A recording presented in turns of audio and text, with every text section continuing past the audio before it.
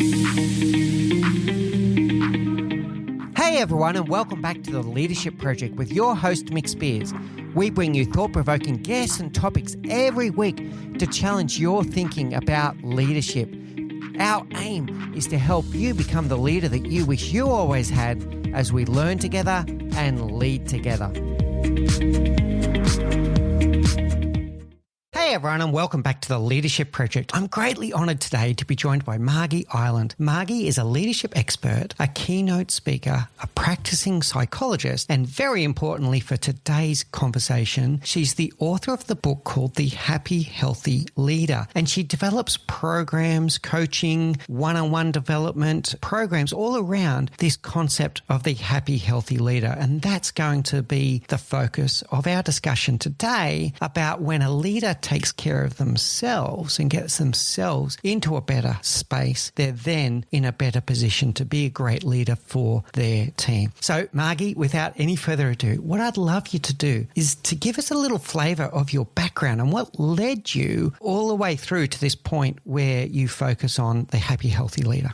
Great question. So I have been a leader myself and I've had a few different careers. My first real career was as an actor and I wasn't a very good one, but I did actually go up and study it. And somehow I went from nothing to working in technology and IT in Silicon Valley. So I couldn't get more opposite. And I was there during the boom, really. I was very young. And then I ended up in IT recruitment because I like the people side of things. I've always had this fascination. I think the first personal development course I did, I was 16 years old. So it started really early, the fascination around people and their mind. I didn't go to uni. Becoming a psychologist was a late career thing, and because I really struggled in high school and didn't think I was smart enough to get a degree. But when you're a mature age student, you tend to approach uni a little bit differently, I think. And it's very much about the study, not so much about the social aspect, although that's not every uni did. What I noticed though in my recruitment career for 15 years was recruitment was interesting to me. It kind of burnt me out. But what fascinated me was the reason why people stayed and left a job, like what was keeping them in it. And I was doing executive roles. I was doing mainly leadership roles. And that was interesting to me. And so after a fairly big life change in my late 30s, early 40s, where I'd struggled to have a child, but did IVF and decided, well, if being a parent isn't going to be my legacy, what's it going to be? And so I decided to enroll myself in study in psychology. A friend of mine was doing it and he gave me the idea. Wasn't even sure I'd get in, Mike, because of my previous experience in education. Anyway, I got in and, the first year was a bit of a shock. And then I got better just as I went through. And I got into honours, which I'm still amazed with me. And when I had to choose a subject around what I was going to focus on, I really wanted to stay in my lane of this idea of leadership and career because of my previous experience. And so the topic I chose was CEO, wellbeing and performance. That was my thesis topic. And I wanted something really practical because I had a goal at the end of this. I wanted to come out of it with,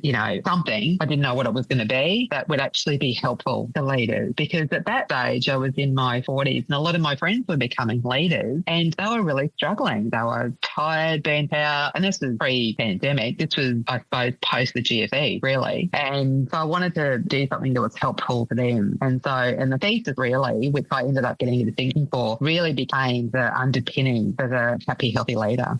Yeah, well done. And congratulations on your success there with the happy, healthy leader and with that discovery of being very clear about your niche and going, yeah, this is where I want to focus around this well-being. There's two things I would love to unpack with that. The first one is when you're in that recruitment role and you said you were discovering some factors that lead to whether someone stays or goes. Tell us about that. A big one was their leader, their boss. So even if they were in a senior leadership role, it was largely to do with the relationships they were having with their peer group or their boss, which was often like the CEO or MD. And sometimes, it was the MD or CEO having a difficult relationship with their board. And so it was a lot around, the interpersonal side of things. That was a big factor. But the other one, which has become really popular term now, and it wasn't back then, but we call it imposter syndrome now. So this, I've ended up in this role, but I don't really know what I'm doing. And rather than fail, I'll just move to another job. Interesting. So I do a bit of research about imposter syndrome, and little hint for the audience, my third book is going to be about imposter syndrome, and that's what I'm researching at the moment. And I shouldn't start with a theory because I'm keeping an open mind as I do the research, but my view is that imposter syndrome is increasing, but I'm hearing from you that you've seen elements of that through your career. What is your feeling? Is it increasing? Is it stable? And what role does it play in today's mindset of people in the workplace?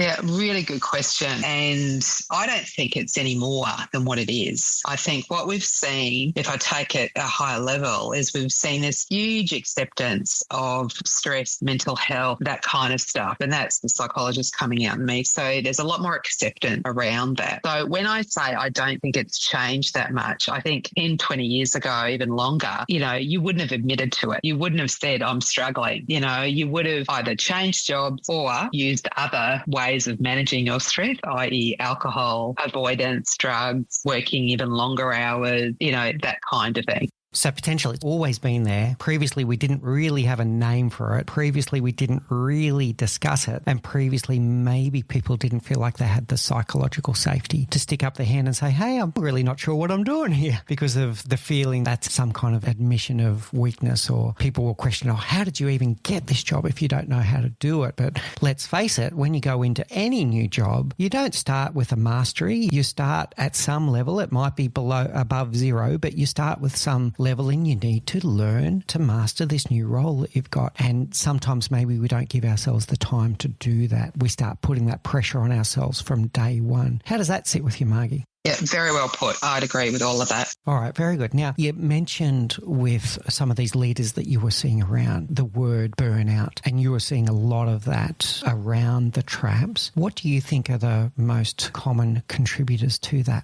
I think it's a shift from feeling like you've got the skills, support and resources to not. So I when I'm driving in a workshop, there's a stress curve they often use in sport psychology. And, what they're looking for is we actually need stress in our life because it motivates us. And there's a good name for stress. It's called youth stress, but we never call it that. Usually we call it adrenaline or motivation or I'm in the flow. But really it's actually stress because I need to get out of bed, go to work, to put a roof over my head. So we need it. And I mean, the listeners can't see my hand, but, if I'm drawing sort of a upward, like a hill. And in sports, what they're looking for is when someone's hit that optimum level, when they're at that point of feeling motivated, engaged, in their best physical and mental mindset, mental set. And that's when we feel we have the skills, resources, ability. Burnout happens when we start to go down the other side of the hill, where we start to feel we no longer have the skills, resources, support. And what's really important about that, Mike, is that it can be real or be. The stress is in the mind. So whether those skills and resources have actually been taken away from you, so maybe there's been a change in the organisation, a change in the market, the pandemic has caused us to have to rechange things, or something's happened and you're perceiving that you no longer have the skills and support. If that continues to go on for an extended period of time, we go into de-stress, which is what we often call stress. And if it stays around too long, that can lead to burnout. I assume you're talking about the Yerkes-Dodson curve is the one you're referring to. So we've spoken about that on the show before, and I'll put a copy of it in the show notes. And this role of stress with self-motivation, Michael Jordan is well known. Whether you like him or not, he is an incredible athlete, and he's known for putting himself in stressful situations to achieve optimal performance. But it's that tip-over point, and whether it's real or not, and this is why I say he plays games in his own mind to purposely stress him out to achieve optimal performance. But if you push it too far, you fall off that cliff, and before you know it, you end up freezing. You feel hopeless. You feel like I'm never going to get this done, or whatever the case may be. And as soon as your mindset shifts from I can do this to I can't do this, that's when we start going down that slippery slope. Is that what I'm hearing there, Margie? Yeah, and that's when that imposter syndrome tends to show up as well, so once you start sliding down that curve, that's where that presentation experience tends to show up as well. Makes me think of Henry Ford's famous quote as well. Whether you think you can or you can't, you're probably right. And as soon as you think you can't do it, that's when you start getting into that stressed out situation. And you either give up or you start self-medicating or whatever the case may be. All right, very good. The other thing you hinted towards, and I've seen that you've mentioned this on LinkedIn as well, about your own struggle. Tell us about your own struggle that led you to want to focus on well-being here.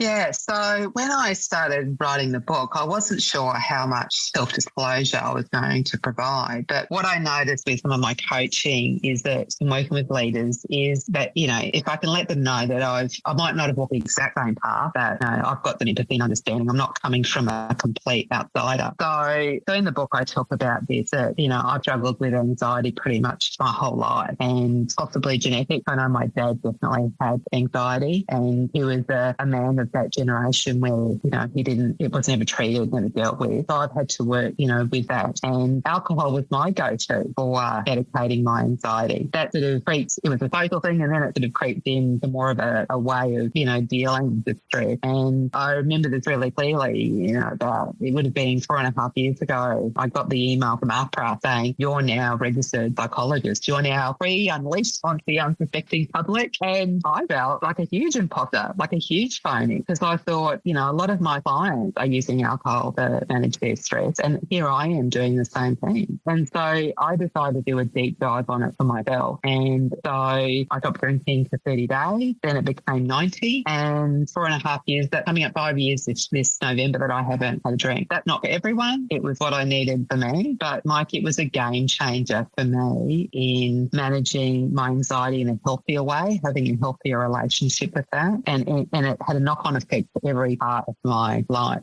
So thank you so much for sharing that openly. There are going to be a lot of people in the audience that also suffer from anxiety. The stats tell us that there'll be at least 2 out of every 5 people probably experience some kind of anxiety at some point. You replace self-medication with alcohol with better approaches. Once you remove that self-medication, what did you replace it with? Really good question. I get asked this a lot when I share it. So a couple of things, and all my work in my book is based on this practice. It's not just psychology in clinical settings, but professional, which is acceptance commitment therapy. But in the workplace, we call it acceptance commitment training. And it's like a third wave of cognitive. Anyway, the theory doesn't so much matter. What it's about is that rather than trying to change your thinking or change how you feel about something, so rather than me saying, I don't need a drink, I am better than that, that's a very cognitive, very, kind of reframing approach. That never worked for me. In the acceptance commitment process, it's rather than trying changing that thinking, it's have some acceptance. Well, that's what I want. That's how I'm feeling. I'm actually feeling anxious. And rather than have a struggle with it, have some acceptance and compassion towards that experience, because the struggle of I don't want to feel like this ultimately led to the drinking. And it worked. Like,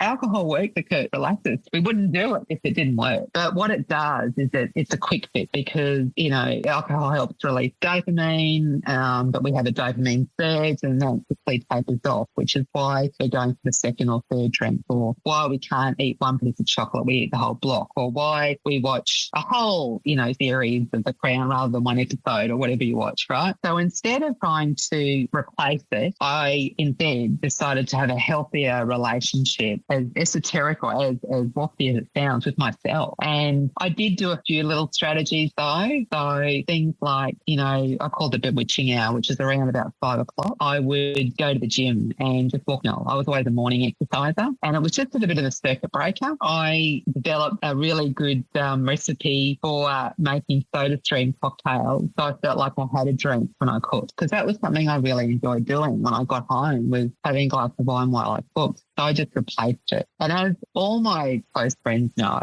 I developed a fairly healthy relationship with lint balls. So, the lint balls, chocolate. So that became my reward in the evening for not drinking.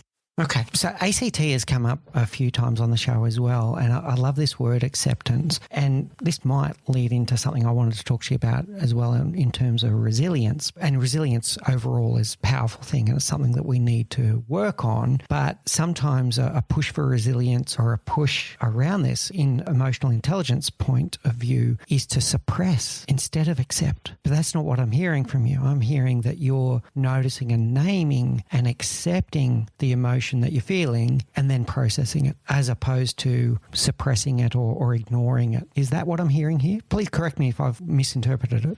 Yeah, that's correct. It's a little bit like, quicksand. When we're told, when you used to watch all those shows or whatever in quicksand, if you struggle with it, you're going to go down a lot faster. So, thought about ourselves, mindset, if we struggle with it, it tends to get us in there longer and stuck longer rather than just taking a breath, noticing, and then returning to whatever it was you were doing, because we have so many thoughts in a day. Like there's millions and millions of thoughts that go through our mind, and some of them are, bright and happy. Some of them are dark and stormy, like the weather. But we are a bit like the sky, where we can sort of handle all of that change run through us. And it's just to remember that when that, for me, with drinking, it was, there's that thought that I really want to drink. But you know what? That thought's going to go on to another thought in the next few minutes. And a really popular app thing or popular thing is urge surfing. So it's sort of surfing the urge. I haven't learned that with Red Bulls though. And I don't care. I enjoy those with great joy. That's fine as well, right? So what we're hearing is not ignore, not to fight against it, but to accept and process what you're feeling, and then you can work from there and you can build with something. But accepting oneself is a really powerful part of that process. I do want to go into this resilience, and I might be out on a limb here because a lot of people see resilience as an overwhelmingly positive thing, which I do see the positivity of resilience, but where I see the negativity, and listening to your story about your father, this is what I'm worried about, is when someone just says, oh, you just need to be more resilient, or you just need to toughen up, or whatever the case may be, that reinforces a push for stoicism and people not willing to put up their hand and ask for help or be open about what they're going through. And therefore they do suppress it. They do bottle it up. What is your feeling about resilience? Positive, negative? Is it the way it's used in society? I'd love to hear your views, please, Margie.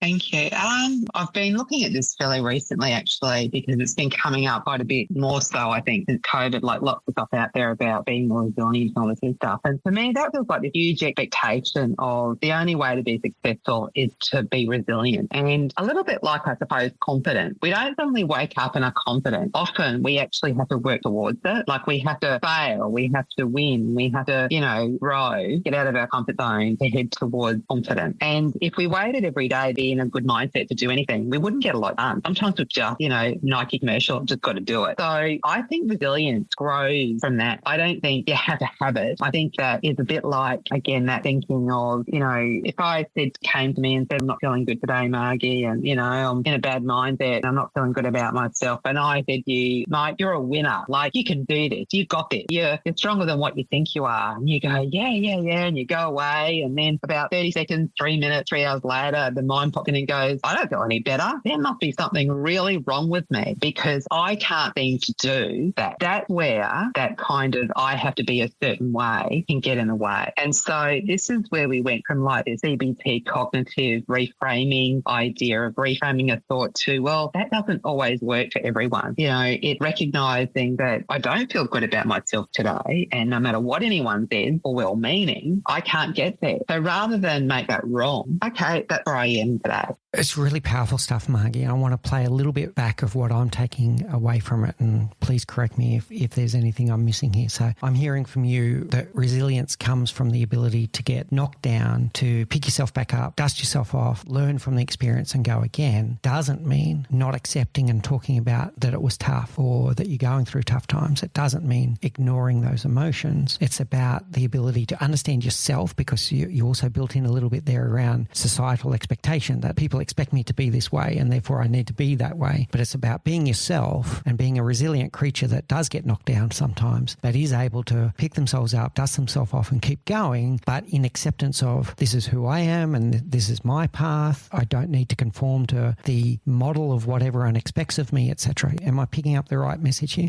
Yeah, and I'm really mindful of that terminology that's around at the moment too, like just accept yourself. Easier said than done. So I always try and keep to this really practical level of, okay, so rather than try and accept yourself forever and a day, just notice the moment right now, like notice the feeling now. I'm not feeling good. I'm not feeling good about myself. I'm not happy about this. Okay, that's what it is. Go back to what you were doing. Mind pipes in again. I'm not feeling good about myself. I don't know what I'm doing. Okay, just noticing paraphrasing a thought and going back what you were doing. It doesn't have to be this sort of grandiose, I'm going to love myself forever kind of thing, because I just don't think that's helpful. And I don't think that's what you were saying. I just like to keep it really simple. What I'm taking from that is don't overthink it in either direction. So if you overthink it in the negative direction, you'll catastrophize. And if you overthink it in the opposite sense, you might have things compound on you, I guess. Yeah. All right. Very interesting. I want to then build on there in terms of a fixed and growth mindset. So if you're talking about accepting yourself, I don't think you're saying that you just accept what yourself and never grow. I think you're saying accept, I don't want to put words in your mouth, but accept who you are and accept that you're a work in progress. How does that sit with you?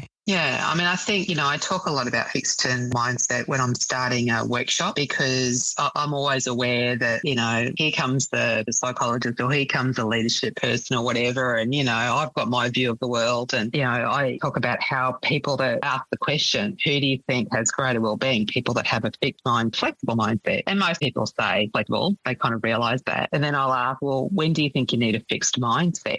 Because I'll say you do need it. There are times when you do need it, and people will throw out suggestions, and occasionally I'll hear the answer I'm sort of trying to look for, which is life or death. I need to make a decision right now because it's the only option right now. I have to decide whether stop the car, move the car. I have to put a hand in front of my child. I have to move away from that dangerous situation. We need a fixed mindset in those situations. We absolutely do. But to be honest with you, Mike, I think there's a lot of scenarios where we don't need it, and it actually gets in the way. We actually are a lot more capable of being flexible in our thinking than what we realise. And I think there's a fear associated with having a flexible mindset, because it leads to, well, that means I'm a walkover, or that means that, I'm not able to, make things happen a certain way. That's not what it means at all. It means being able to, see the situation, whether it's about yourself or others, and go, okay, so where can I flex here? What's going to get the best outcome? A bit like dropping the rope in a tug of war. Yeah. Okay, Margie. Really interesting. And I've never thought of that in terms of the survival instinct associated with, there are moments in time where you do need to be fixed, and then others where you need to flex. That's really interesting. Thank you for sharing that. Let's get to the happy, healthy leader. And I'm just going to start with the overall premise, and then love to have you unpack this. So the overall premise is that a leader that looks after themselves first is in a better position to be a leader for everyone else. What makes that important? It's the area I focus in. So, it's very much a sort of a bottom-up approach. So, focus with yourself first, and then focus with what's outside you. And the reason I've gone, there's a lot of stuff we don't have control over. We might think we do. So, whether it's people, outcomes, situations, we don't control the weather, we don't control the pandemic. People's probably the biggest one. We might be able to influence people, but at the end of the day, we try, and particularly leaders will try and sort of, control the situation.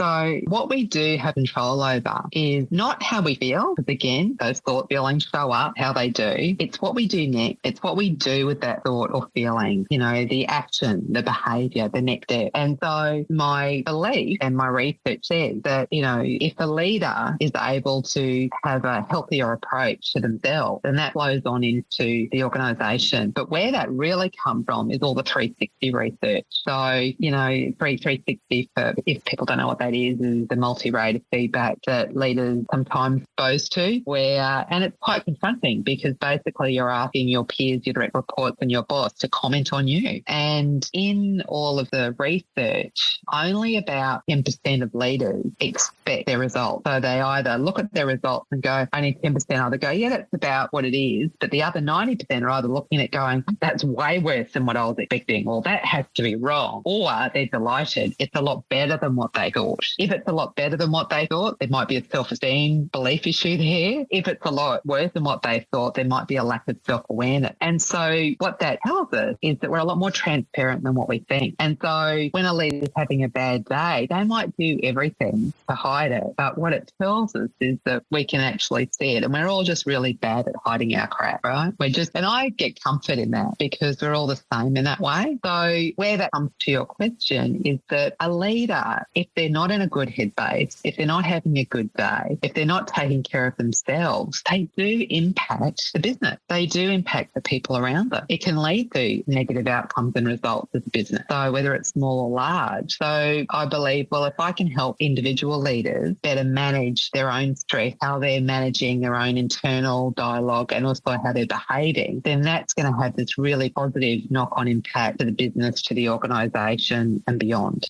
Yeah, this is really powerful stuff, Margie. When you first said the 10%, I was shocked. And then I remembered my first 360 and I was surprised by the result. It was better than I expected, right? So, and I know for certain, because I've seen people go through it, there's others that it starts a process of self-discovery and self-awareness when they've not wanted to be a horrible boss at all. No, I think unless someone's very kind of unwell, they don't turn up to work wanting to be a horrible boss. But without self-awareness, it can be hard for them to understand where they're going wrong and what they're doing that demoralizes and demotivates those people around them. But the interesting thing that I'm picking up from what you're saying there is how finely tuned people are. People are more emotionally intelligent than you give them credit for. They do know what's going on. So if you're the type of leader where people are walking around the office going, is the boss in a good mood today, for example, that's a sign that your own emotional and mental state is having an impact on those around you, and you need to be aware of it. Is that the best takeaway there? Yep. And the other one, I'm just going to go to strengths and weaknesses here as we work towards maybe the word authenticity. I'm going to borrow something from John C. Maxwell here for a moment and share a story and get your reflection from it. So John talks about speaking in front of a group of high-powered CEOs and telling them the importance of authenticity and in particular vulnerability, to be able to admit what you're not good at and to own your strengths, but also own your mistakes and be open about your vulnerabilities and your weaknesses. And sure enough, high-powered CEO in the audience sticks up his hand and says, but John, if I admit all the things that I do wrong, that's not being a strong leader and that's a sign of weakness. And John's simple answer was, that's because you think they don't already know. So I'd love to hear your reflections on that story and this ability to be authentic and vulnerable and to be yourself in front of your team. Yeah, look, great story. And that's so true. And a lot of leaders I've worked with, sometimes they're being, if you like, sent to me because there's this block of awareness. There's belief that they're performing, they're doing what they need to, but, they're either having large amount of staff turnover or they're getting feedback and they just can't see it. And we can't because we're seeing it through our own lens. It's very hard to see unless you videotape yourself all day and watch yourself. I mean, often when we see a video or a photo or we hear ourselves on a podcast and go, oh my God, is that how I sound? So it's okay that we're like that. To your other point, I absolutely believe that when a leader put their hand up and say, I got it wrong, I made a mistake, they build trust. And once you've got trust with the people you work with, everything else just seems to fall into place because it creates psychological safety. It creates that ability to have conflict, like healthy conflict, because you feel safe in being able to have an opinion, even if people don't agree with it. It allows people to commit to things. It allows people then to be accountable. And where I've seen leaders do that, it has, and I had it happen with an organisation I was doing the before and after with. I tested my theory in a happy, healthy leader, and that's exactly what happened. The trust scores went up. I think there's twofold there, isn't there? There's the trust because people know anyway, right? So like we said, they're generally aware of your weaknesses. So when you openly talk about it, everyone goes, oh, this person tells the truth. This is wonderful, right? So absolutely builds trust. And then it also sets the environment they feel that they can show up as their authentic self because you're role modeling the behavior. All right, so this is going to be the most challenging question for sure, Margie. If you were to give one tip to all the leaders out there with this premise of when you look after your own well-being, you are then in a better position to be a great leader, what's the one tip that you could give to someone just to get started? If they're sitting there listening to this going, they're talking about me, I'm burnt out, I'm stressed, I'm erratic, all of these things that we're talking about, what's the one thing you could give them as a tip to get started? I think it's starting with that self-reflection and awareness. So if they were to continue what they're doing, whatever it is, where are they likely to head up in 5 to 10 years' time? Like if they keep doing the same thing they've always been doing, and are they happy with that? Or is there something in them that's going, this isn't right, or this isn't the way I want it to be? And maybe they're really clear on something they do want in 5 to 10 years' time. Sometimes we're not. Sometimes you need some support to unpack that. But, what would you ideally ideally like things to be like in 5 to 10 years' time? That's a powerful question. If I think about times that I've had in my career where I was probably in that burnout situation, if I had kept on going, the 5 years from now would have been a very ugly picture. Yeah, that's really good. So look, 5 years from now, if you keep on going in the direction you're going, are you driving yourself into the ground or are you getting yourself ready for takeoff? And if you don't change some of those environmental factors, some of those behaviours that you might have built, you know where you're headed. So time to course correct. And I'm extrapolating here a little bit now, but please let me know, Margie. Little course corrections now can make a huge impact 5 years from now. So we're not talking about fundamentally checking yourself at the door and reinventing yourself in one step. We're saying make little course corrections now so you don't end up driving yourself into the ground. Is that what I'm hearing? Absolutely. Within the book, I provide a process for that. So, yeah, and when I do that, it's a 10-year plan. And I do with that it's not my model. It's a model that's being used by lots of people. I've just adapted it. But you get to find out what you do in the next 30 days can actually impact what happens in 10 years. To illustrate that compounding effect of what Margie's talking about here, this is commonly spoken about the 1% rule, right? So if you do little 1% changes every day, it adds up to 3,700% over 1 year. Now imagine 5 years, imagine 10 years, the compounding effect, the little course corrections. The other one, you and I are sitting here in Australia at the moment. So I'm in Sydney, you're in Brisbane. Imagine if we're on a yacht and we decide, okay, let's go. We're going to go to Hawaii. And if we set our compass in the direction of Hawaii, exactly in the direction, we'll end up in Hawaii. If we are 1% or 1 degree off, we miss Hawaii by many hundreds of miles, right? So this is what we're talking about, little course correction. All right, now that's the self element. The next role of the leader, so lead self, lead others. What about the happy, healthy leader in the environment of setting up your team and the relationships with those around you? By moving toward understanding, as a leader, your own stuff, if you like, what is leading to unhappy and healthy, what the gap is, and then how do you head towards being happy and healthy, then you can bring the team on the journey. So there's a tool I use in the book, which was invented by a guy called Dr. Kevin Koch. He's a psychologist in the US, and he gave me permission to use the tool. And what it does is it helps recognizing, using the same idea of the individual, but bringing the team together. Where are we at right now? Like, what's the reality? What's the behavior that's showing up in the team when we're stressed? And, creating, again, that safe environment to have that discussion, because if the leader's in a safer place in their own mind, it opens the door for others to do the same. And sometimes it starts with the leader saying, well, I know I need to do this better. And then as a team, you can come up with, okay, so what are we going to do as a team when we start to realise that we're starting as a team to go over that curve into distress? What are we going to do as an action? And I call it a 5% move. What's something small, and a little bit like your example, what's the 1% that, we can do as a team to course correct? And I use in the book, as you probably know, I use the being on a ship was your direction analogy through the whole book. And I know nothing about sailing, but I use it. People seem to get it. And so, what's the set?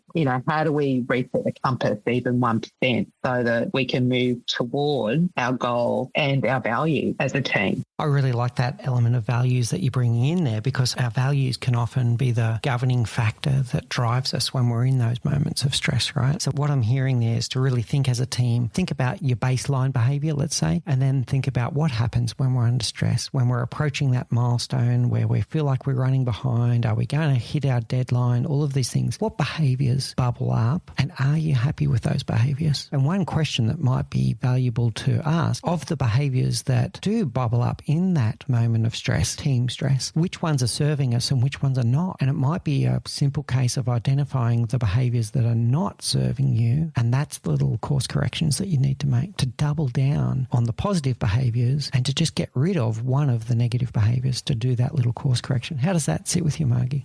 It does. And because what happens is that we get into, and I explain it with the Matrix is a really good tool because it shows the cycle that we get into and how a team might be feeling stressed. And the first behaviour might be is that people stop communicating. They go into silos, right? And then when people start going into silos, what happens then? Does the team feel more stressed or less stressed? Well, usually it doesn't help. And so then what happens is if they stay in silos, what happens? Well, then the silos might turn into gossip. They might turn into, people having sick days, or not showing up to work. So the longer we stay, in that negative behaviour, negative behaviour can lead to another one and lead to another one and lead to another one. And it can happen really quickly. And so if you can, as a team, come together and go, okay, so when we first see it, and it might be one person noticing it might not be everyone agreeing on it. It might just be, I'm noticing that we're starting to not communicate as much. Then it's okay, let's course correct now so we don't end up in that cycle, which can ultimately lead to burnout, unwanted resignation, stuff like that. Yeah. Thank you so much, Margie. This has been a wonderful conversation. I'm taking away so much from today. So this concept of the happy, healthy leader, starting with self, working on your own well-being, accepting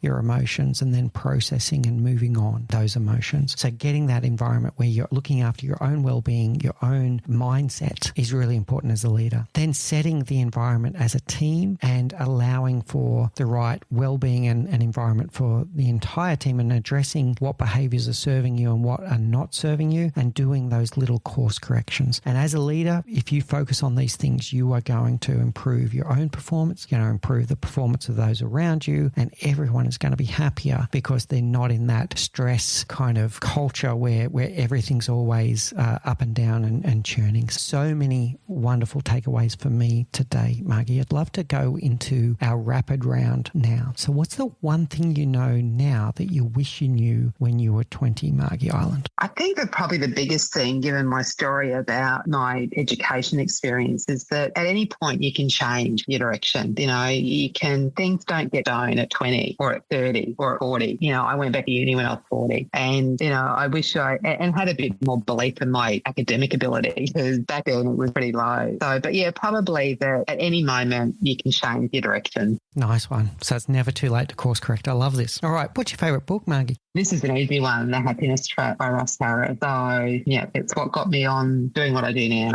Brilliant. Okay. What's your favourite quote? Look, I'm just going to read it to you because if I don't read it, I always, get it wrong. But it's the Brené Brown quote, and I always shorten it. But basically she says, if you're not in the arena getting your ass kicked on occasion, I'm not interested or open to your feedback. There are a million sheep in the world today filled with people who will never be brave with their own lives, but will spend every ounce of energy they have hurling advice and judgment at those of us trying to dare greatly. Their only contributions are criticism, cynicism, and fear-mongering. If you're criticising from a place where you're not also putting yourself on the line, I'm not interested in your feedback. Wow. And how often do we do that? Do we have those voices outside that we're listening to that have actually not had a lived experience of what we're experiencing or what we're trying to do? Wow. That's the record now for the longest quote that we've ever had on the show. But it was amazing. Every word of it was great. And we love Brené. So, all right, well done. Thank you so much, Margie. One more question is, I'm sure people are going to be enthralled about The Happy, Healthy Leader, both the book and the programs. How do people get in contact with you if they'd like to know more? Just go to thehappyhealthyleader.com. It's an easy one as well, and we'll put that in the show notes. Thank you so much, Margie. I feel richer for having this conversation today. I always look to learn something new every day, and today I've had a feast of learning. So thank you so much for your time. And on behalf of the audience, thank you for sharing your wisdom and insights today. Thanks. Great to be with you, Mick. Thank you for listening to The Leadership Project at mickspears.com. A huge call out to Faris Sadek for his video editing of all of our video content, and to all of the team at TLP. Joanne Goes On, Gerald Calabo, and my amazing wife, Say Spears. I could not do this show without you. Don't forget to subscribe to the Leadership Project YouTube channel where we bring you interesting videos each and every week. And you can follow us on social, particularly on LinkedIn, Facebook and Instagram. Now, in the meantime, please do take care, look out for each other, and join us on this journey as we learn together and lead together.